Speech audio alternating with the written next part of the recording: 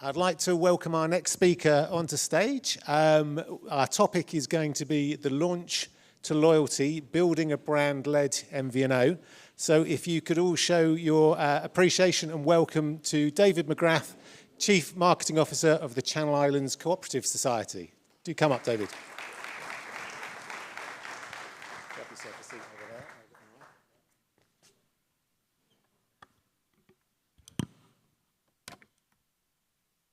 So firstly, David, do you want to just do a bit of an introduction to yourself personally and maybe position the Channel Islands Co-operative Society as well?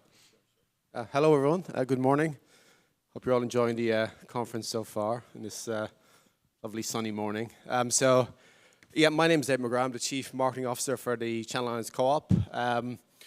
We're quite a unique business in the fact that we are very true to the fundamentals of the cooperative in terms of we're owned by our shoppers. So we're effectively owned by our members. So those who shop with the co-op, they own our business, they elect our board, they have a say in how our organization is run. And we are first and foremost, we are a community brand. So we don't carry a lot of net surplus in the business. It's redistributed to the communities in which we serve. So it's a very much a cyclical model in terms of the monies that are brought into this business are redistributed to the members who own our business on a yearly basis. So fundamentally, we are about doing good in the communities that we serve. We've got quite a broad portfolio. We have a banking system, we have a care system, pharmacy, property, grocery, which many of us will be familiar with. But co-ops in general are quite different. So the co-op in the Channel Islands, whilst affiliated with a lot of co-ops across the UK, can fundamentally be very different. And we pride ourselves on our uniqueness, but effectively our purpose is to do good. So entering into an MVNO market has been a real eye-opener. And how do you balance doing good, being profitable, driving change in a very, very stagnated market in which we operate in.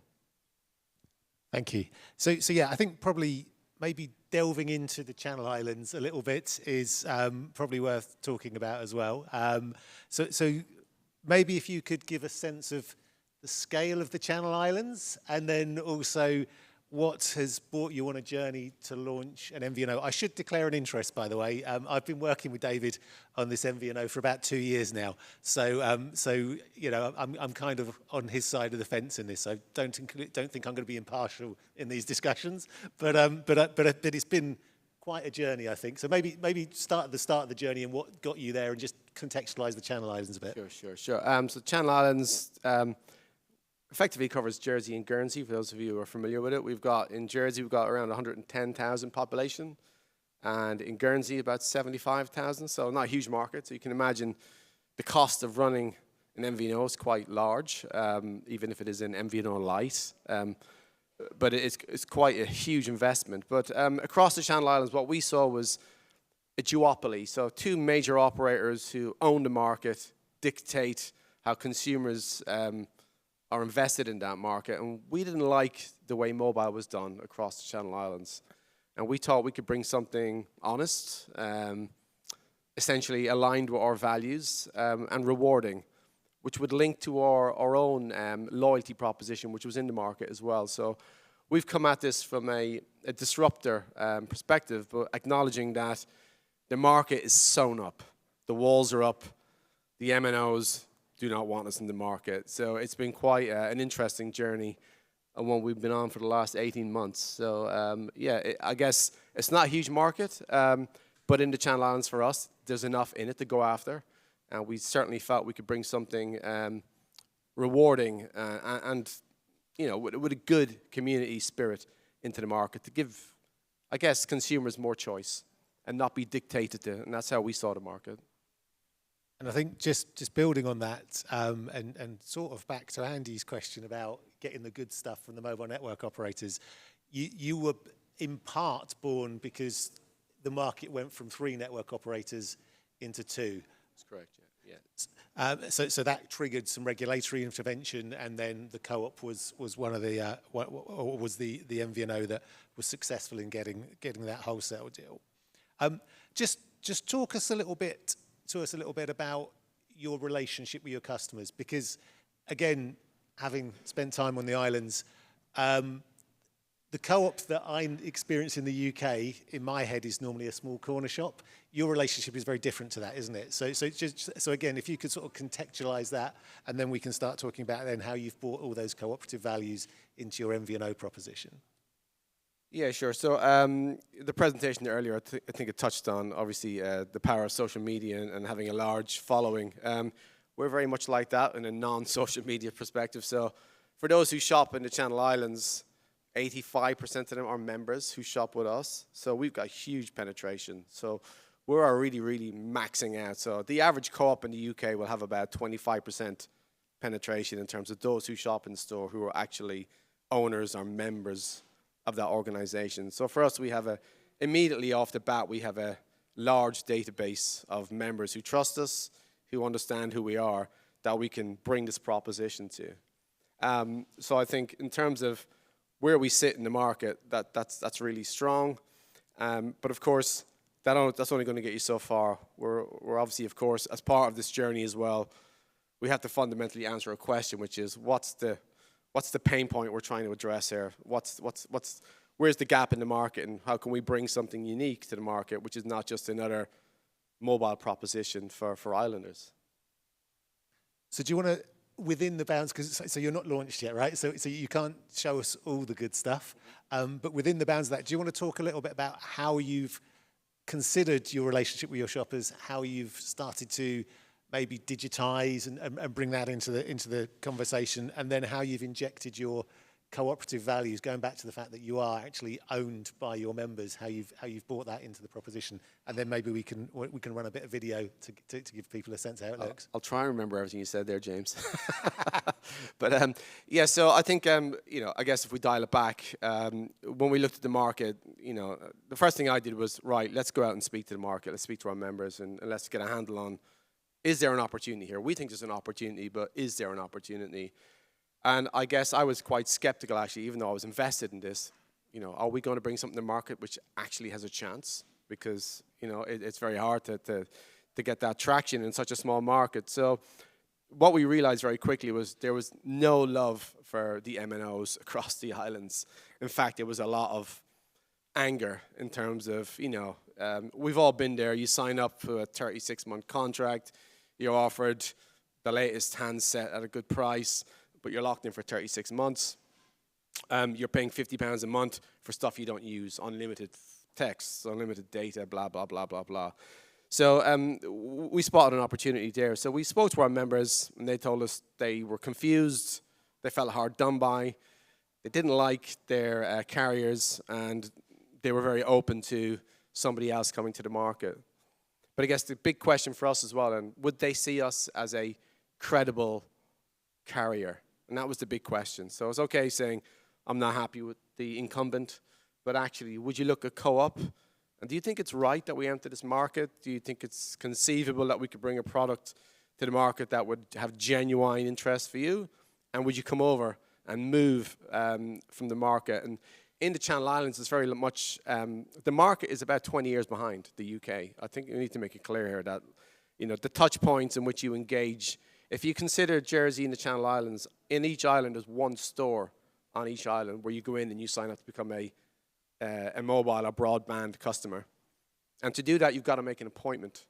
And you've got to queue up on a busy lunch hour and to get in there. So once you're signed up, they know they have you. And you're probably never moving. Not because you're unhappy, but because it's so bloody hard, right? So, when are you going to take the time out of your day to go in and change? And every year your price, your contract goes up and up and up and up. So we saw an opportunity to build a digital-first proposition. So you're in control, no complexity, no faff, very easy. You build your product, you build your plan, you're in control of it, and you walk away whenever you like. So that's the proposition we brought to market. We have brought it to market, but we haven't put it live yet. So we've had pre-registrations in the market for a number of months. We've released the brand. It's been very well received. We're quite excited about the journey we're on. Of course, the proof will be in the pudding. But it's a very, very simple digital-first proposition, and it'll be unique to the Channel Islands. I guess I like to consider it a bit like a Netflix subscription. You sign up, you subscribe. If you're not happy, you unsubscribe. There's no red tape. There's no strings. Age verification, actually, was something which we looked into very early in the business, and I'd worked with some carriers in the past, and we built all our own good stuff ourselves. So we're not relying on the MNO to give us any of their toys. We've actually got our own. So we've been lucky and fortunate in the fact that we've been able to piggyback on some tech companies who we've worked with in the past. We've got this technology, so we're using KYC technology, onboarding technology, age verification technology as part of our digital first proposition. So we believe that's going to give us a strength as well in the market. Yeah, I think that's a really crucial part of it as well, isn't it? The fact that in order to innovate, you had to look outside of the islands to be able to do things different to the market. Yeah. So now feels like a pretty good time to run your video, I think, and then we think can. Before we run the video, just the caveat: this is for our colleagues, so and for training purposes. So this is not an advert. So even though it might look like it, so this was really about how do I explain to my colleagues what the hell are we doing getting into the mobile industry market, and why is it important, and why should you care? And equally, it's about saying it's really easy. So that was the objective of this, and it seems to have worked. But I'll let James play it. Well, let's run the VT then.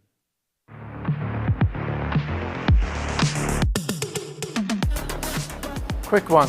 When was the last time your mobile network actually made you smile? Yeah, we thought so. But buckle up, that's about to change. Meet the newest member of the Co-op family, Co-op Mobile. Your new, friendly, simple mobile network is going to make your lives and our lives much, much better. And because we're part of the Co-op family, you still earn rewards every month. It's easy. So what's Co-op Mobile in a nutshell? No contracts, no faff, a mobile service that's simple, honest, and local. So why did we decide to launch Co-op Mobile? That's a really great question. When we looked at the market, it felt stale, outdated, and really, really complicated. That's why we've created a really simple proposition for islanders that meets their needs every single day. Simple plans, great value, and an amazing way to stay connected. So what makes Co-op Mobile different? We're a challenger, not a follower. We're creating real plans for real islanders across the Channel Islands. Ones that work for you, ones that work for our members, ones that work for customers. We don't believe you should be locked into a 24-month contract or a 36-month contract because you want a great service. The Channel Islands Co-op, you can connect anytime you like for 30 days and walk away when you like. We believe in honesty, transparency, and great plans that work for islanders every single time they connect. So what are we offering? We're offering simple mobile plans. Our customers will come in store, pick up a SIM pack, take it home, and activate the package that they want that works for their lifestyle. It really is that easy. And we're also delighted to announce that we'll also be selling refurbished handsets. Better for you, better for your pocket, and better for the planet. So what's next for Co-op Mobile? Well, we're gearing up for launch, and we want you to be our loudest cheerleaders. Remember, learn the plans, spread the story, and of course, give it a go yourself to see why we're so excited about the launch of Co-op Mobile. 3, 2, 1. Very good. I believe him. Yes, thank you. Deserving of that, I think. So there's some interesting points that came out of that. I think the first one I'd kind of like to touch on is the brand point, because you've invested a lot of time in your brand positioning, and it's probably moved a little bit away from your traditional Co-op brand positioning. So if we could talk about that a little bit. Sure. So we were very fortunate in the fact that in the Channel Islands, especially the Co-op brand has got a lot of loyalty, a lot of equity, and it is renowned for doing good. Many brands talk about doing good, but we actually do it, which is a differentiator. So we had to be very careful here that the Co-op Mobile brand still felt very much that it embodied the spirit of who we are as a co-op, but equally could be a disruptor and an innovator in the market, and that was a challenge. So we went on a lot of journeys, but we came back to something which we felt we kept the iconography of the co-op. So it's, graphically it's the same. We introduced a container which has got the mobile button on it, but very much we leaned into who we are as an organization. So the brand itself still talks about who we are, doing good in the community, or what it's like to be a member of the co-op. And it is linked to the fundamentals of ownership, and this is part of that. So in many respects, it's a product extension from the co-op.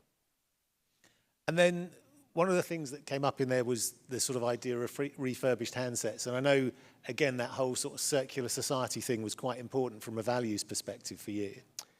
Yeah, I think I don't like unfairness, and I see it a lot in the mobile industry, but where people try to rope you in with gadgets and handsets, and you know, I mean, for us it was about our sustainable credentials are very important to us, and I think you can still, you know, get yourself a good handset which is refurbished that doesn't go into landfill. So again, it was about aligning ourselves to our values. You know, if you want to go and buy a new handset, that's absolutely fine. But these devices are built to last for 5, 10, 15 years. And, you know, the hardware in there is good, the software updates. So we wanted to align ourselves with a business that believed in that as well. So for us, it's about giving accessibility to younger families who've got kids who want to get on the journey, who want to, you know, if you're going to give your child a mobile and you're going to give them a handset, so why should you have to pay £1,200 for the latest iPhone, you know? We can give you a handset for £200 or £100, whatever you want to pay, which will do the same thing, which is also better for the economy, and it's better for the environment. So I think for us, I didn't want to start selling flashy new gadgets and roping people into long contracts which were effectively attached to those. Brilliant. So you're on your journey. Yeah. Can you talk about what the next steps are and how things are going to change over the next few months for you? I can talk about what I think is going to happen. It's good enough. So we announced the brand about 3 months ago. So I guess what I should do is dial it back. We did design this concept a little bit by committee, which is not something I normally do, but we had members of our of the association, the society, really get involved in building this product, because what I really wanted to say was it was built by you for you when we launched, and we've done that. So we revealed everything we've done on the journey to our members first before we've ever released it to the media, and also, of course, our colleagues. So we've been on that journey. We released the brand about 3 months ago. It's been hugely welcomed. It's created a lot of intrigue in the islands, which, to be fair, isn't that hard. Again, you know, I have to caveat that.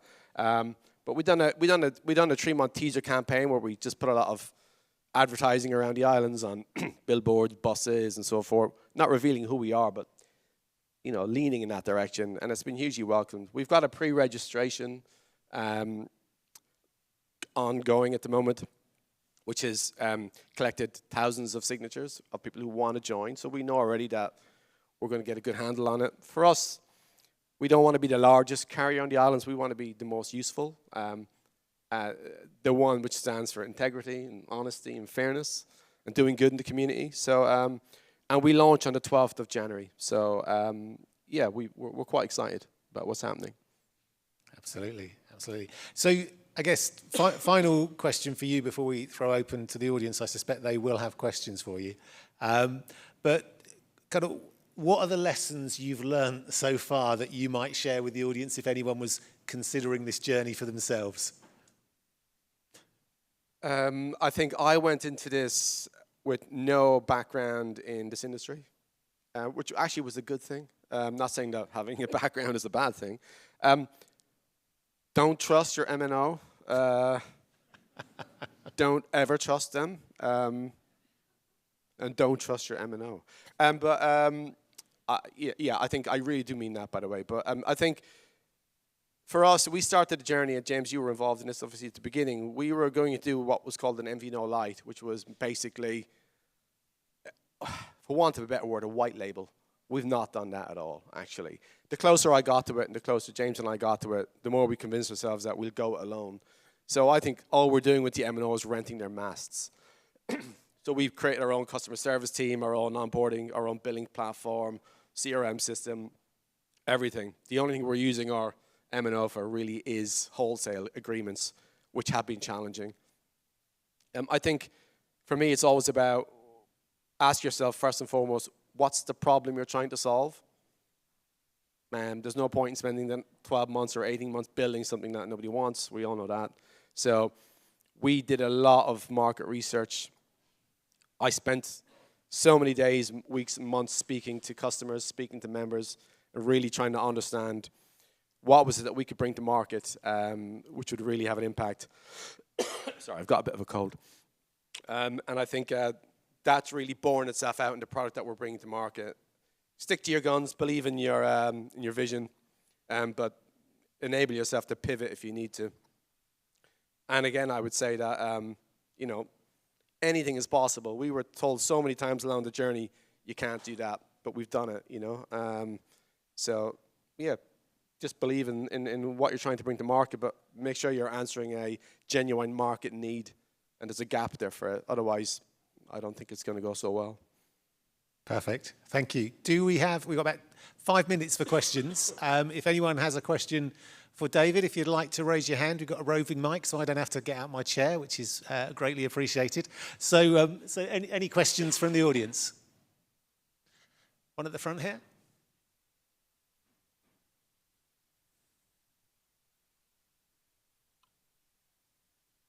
Thank you so much. We talk a lot about brands and brand positioning and value proposition, all these things. How did you translate your brand positioning into your branding? And what did you do? What work was done around specifically branding and what your customers are actually facing visually and also in terms of their digital journeys and stuff like that? Right. Thanks. Are we talking about the creative process? Yeah. So I've got a background myself in creative. I spent the last 25 years working in ad agencies and creative agencies and so forth, so I was very passionate about that. What I saw in the market was the usual very, very boring branding of people holding handsets and smiling and stock imagery and so forth, and I was determined that that was not what we were going to use. Authenticity was the foundation of the brand, and we pulled from that. So it's a very graphical approach. It allows you to be funny and creative and have some good creative, which obviously is not on display in that particular presentation, but you will see in the market. But yeah, I mean, we spent a lot of time. Where we were when I presented the original branding concepts to the market a year ago, that's not what we have today. It continued to evolve, but it was very much about, I wanted it to feel authentic, simple and clear, and we picked a very simple color palette, which lent itself to our brand colors as well, but was enough to distinctively set outside of it. And the process was about clearly communicating the value proposition in a tongue-in-cheek way, long contracts, suck, that type of stuff. So acknowledging the market is a bit corrupt, but not really waving a flag at the market and drawing too much attention to our competitors was something I wanted to do. It's a bit like that. There's a great example of, I don't know if any of you ever watch Mad Men, but you know, Don Draper gets contacted by the media and says, what have you got to say about this agency who are saying this, that, and that about your brand? And he says, never heard of them. That was the approach I wanted to take with the MNOs in the market. They don't really exist. What we're bringing is new and really different, and it's going to suit your lifestyle. The branding had to reflect that. So clear, simple, honest, and very, very much tongue-in-cheek. Thank you. Plenty of questions. One from Andy. The mic just coming up to the front. And then we've got one over there in a minute. Oh, we're going to go over there first. Sorry, we're going to go Rax first. Go ahead, Rax. Hi, I'm Rakesh Patel. I spent 20 years with Tesco Mobile and GiftGaff. Wrote the business case for Tesco Mobile 20 years ago. So obviously you talked about Guernsey and Jersey being behind the curve, and sort of a lot of your presentation is about what we've already seen in the UK. So I suppose my question is, you mentioned obviously MNOs being a real, bugbear. So how do you think they're going to react to your proposition, and what's the regulator done to get you where you are today? That's a really great question, and both of those things have already happened, so I can speak to them. So I spoke at a conference about 5 months ago, and I decided I'm going to let the market know what we're doing, even though it's not in the market yet. I stand by that decision, but they reacted as much as they could. So within a matter of weeks, both had brand new branding. They had one of them completely rebranded, as an organization. It looks worse, which I quite enjoyed. But they did a land grab. So they released a number of products into the market which would rope you in for 36 months. But they were offering all sorts, the world. One of them offered you a free iPad, iPhone, iWatch, everything else that I could dream up to sign up for 36 months. And equally, the other did a joint venture with, was it Phones for You or WeBuyAnyPhone.com? WeBuyAnyPhone.com to try and move in on the refurbished handset piece, which I announced. So they both moved to do a bit of a land grab on that. And also, they dropped their pricing. Yeah, so they've been quite aggressive in what they've done. But the fact that we were already in the market talking about what's coming was the right move because people have been holding back and waiting. I'm constantly getting messages from consumers saying, when is this happening? I don't want to sign another contract with these guys. So I think they showed themselves to be, they had all the good stuff, but they didn't want to give it to consumers either. And now the fact that there's a new player coming to the market, they decided that they'll start rewarding you. One of the things I haven't talked about actually is specifically around our product, and I'll touch on the regulator as well. So the regulator has been very supportive of us coming to the market. You know, that's been a real positive. But yes, there's been significant movement in the market since we announced we're coming. We'll see how that bears out as we begin to onboard new customers. But it's a challenge, but also I'm excited about the fact that they're doing something, which means we must be doing something right. One of the unique things that we'll do with our product is, you know, what I saw in the market was if you sign up to a new contract with Airtel, well, you'll get X, and then you're locked in for 36 months. So that gift you got gives you a rush of adrenaline, then it's gone forever, you know, and then you're left with 28 months of, God, I wish I hadn't signed that contract. So we've linked it to our loyalty proposition. So every single month, our members get discounts off their shopping in store or any other brands that they have with us across our portfolio. And that's monthly. So as long as you stay, you're rewarded by the month every month. And we think that's a strong incentive. And also, it's immediately rewarding. And it rewards you while you're with us, not just because you joined us. And that's a differentiator for us in our market. So we think that's strong. And it's part of being co-owned. You know, you're rewarded for being a part of Co-op Mobile as you are for being a part of the Co-op. And that's an important differentiator in the market, at least in our market. Thank you, Rex. I think we've got time for one more. Andy already has the microphone in his hand. So go ahead. I love it. I think it's great. It's also really fun that you can actually get meaningful market share in a market. Like, I'd love 10% market share, but that's just frankly implausible. But you can get there, which is fun. Anyway, how does the Challenger brand that you've built for mobile sit alongside the rest of the Co-op brand in the islands, is question one. And question two is just, how have you built the team? Like, have you got a kind of dedicated mobile team, or have you sort of sat it inside the rest of Co-op? Great question. So I think the Challenger brand is great in the fact that we were already in the middle of a rebrand for the Co-op. So we've tied it into that brand architecture. So it felt very, very much. So we've spent the last 3 or 4 years rebranding our stores, rebuilding our stores, laying them out with the latest kit. We put new, EPOS systems in, new billing systems in. We're launching a new app. So it all felt right. And we were cognizant of the fact that how our members engaged with us was quite analog. So we've been on a digital journey anyway. So that roadmap. So Co-op Mobile was also part of a longer-term value proposition and loyalty strategy. So that's just one arm of that. So that's how that sits in quite nicely there.